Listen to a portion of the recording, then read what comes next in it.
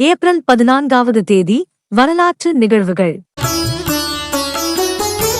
ஒதுமானியரினால் சிலிசியா என்ற ஆர்மேனிய நகரில் மேற்கொள்ளப்பட்ட தாக்குதல்களில் 30,000 பேர் வரை கொல்லப்பட்டனர். 1909 பிரித்தானியாவின் பயணிகள் கப்பல் டைட்டானிக் வட அட்லாண்டிக் கடலில் பனிப்பாறை ஒன்றுடன் மோதியது. அடுத்த நாள் ஏப்ரல் 15 அதிகாலையில் இது 1503 பேருடன் கடலில் மூழ்கியது.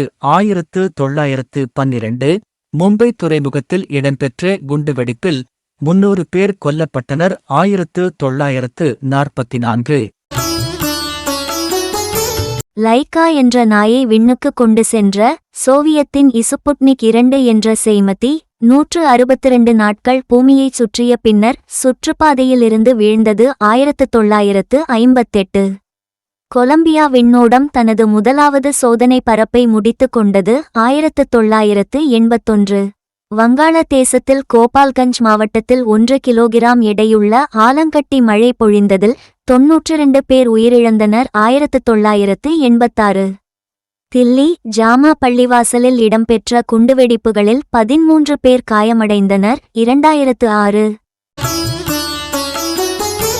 சிங்காய் நிலநடுக்கம் 6.9 அளவு நிலநடுக்கம் ஏற்பட்டதில் 2700 பேர் உயிரிழந்தனர். 2010 நைஜீரியாவில் 276 பாடசாலை மாணவிகள் போகோ ஹராம் போராளிகளால் கடத்திச் செல்லப்பட்டனர். 2014 பணமதிப்பிழப்பு நடவடிக்கைக்குப் பிறகு கருப்பு பணத்தை கண்காணிக்கும் ஆபரேஷன் கிளீன் மணி திட்டத்தின் 2ஆம் கட்டத்தை இந்திய வருமான வரித்துறை தொடங்கியுள்ளது. 2017 அல் உமர் முஜாஹிதீன் அமைப்பின் நிறுவனரான முஷ்டாக் அகமது சர்க்காரை இந்திய அரசு பயங்கரவாதியாக அறிவித்தது. 2022 ஆப்கானிஸ்தான் கடுமையான வெள்ளப்பெருக்கு 33 பேரை கொன்றதுடன் வீடுகளுக்கும் விவசாயத்திற்கும் கணிசமான சேதத்தை ஏற்படுத்தியது.